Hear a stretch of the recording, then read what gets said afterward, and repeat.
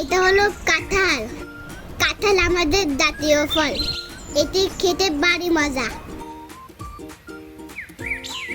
এটা হলো তরমুজ। তরমুজ খেলে গরমে আরাম পাওয়া যায়। এটা হলো পেঁপে। এটা হজমে সাহায্য করে। এটা হলো আনারস। এটা রসালো এবং শরীর ঠান্ডা রাখে। এটি হলো কমলা। এটি আছে ভিটামিন সি, যা আমাদের সুস্থ রাখে। এটা হলো আম। গ্রীষ্মকালে আম খেতে অনেক ভালো লাগে। এটা হলো পেয়ারা। পেয়ারা খেলে দাঁত মজবুত হয়। এটা হলো লিচু।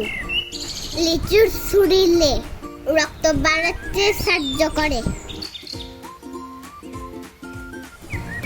এটি কলা। সকল বেলা এটি খাওয়া ভালো, কারণ এটা শক্তি দেয়। এটা একটা আপেল। এটা খেতে মিষ্টি এবং খুব পুষ্টিকর।